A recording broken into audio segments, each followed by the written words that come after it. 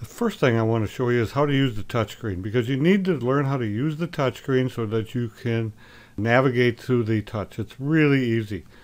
There are three features that you have. Number one is the touch, one is touch and drag, and another is touch and hold. We're going to start with just the touch. If I touch the screen, two things happen when you're in a split screen. You will either change the active window or you'll activate the cursor. So the active window is the one with the orange edge. The map side is got an orange edge. You'll notice that there is a map menu on the right side. It talks about measuring new waypoint. If I touch the sonar side, that becomes the active window. You'll see there's an orange bar around that window, and now you have sensitivity, color line, which are choices for the sonar. You will also notice that the plus and minus at the bottom change depending on the active window. Let's go over and make the map side the active window, and you'll notice the plus and minus change. When you tap and touch it, you bring up the cursor. Touch it anywhere, you bring the cursor up again. This is the by touching anything. You can also touch any of the choices like measure, and it brings up measuring. Touch finish measuring and it's gone.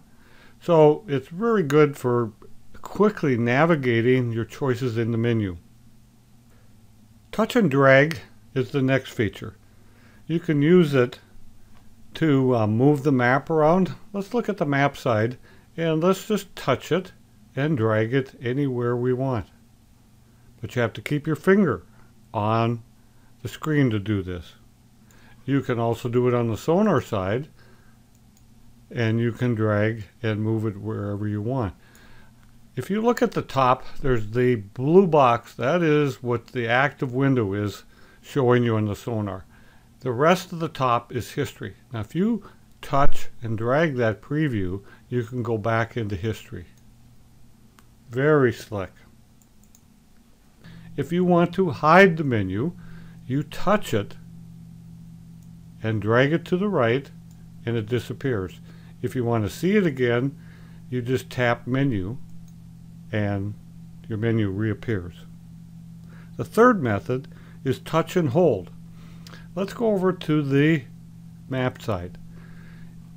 If you wanted to put that cursor on something small, let's say we wanted to put it on 99 there, your finger's going to be in the way. If you want to be exact, you press and hold, and up pops the cursor assist.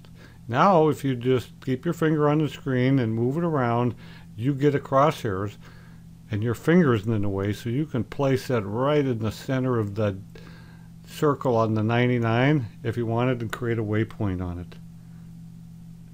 You can also use it in the pages. Let's go to pages, and if you touch sonar, you're going to get sonar. Let's go back to pages. If you press and hold the sonar, you get this choice called the quick split. So now you can just touch any of these 6 shortcuts and see what you want. Touch structure and get sonar and structure. The zoom in and zoom out is also a press and hold function. Press the zoom in and it zooms in as far as it'll go. Press and hold it, it'll zoom out. It works the same when you're on the map. Bingo. Touchscreens sometimes need calibration. In other words, when you touch something that doesn't activate exactly on the spot, if that ever happens, you can recalibrate it. Basically turn off your unit, you press and hold the waypoint button, and then press and release the power button. The unit starts to power on, and you will release the waypoint button when the calibration utility pops up.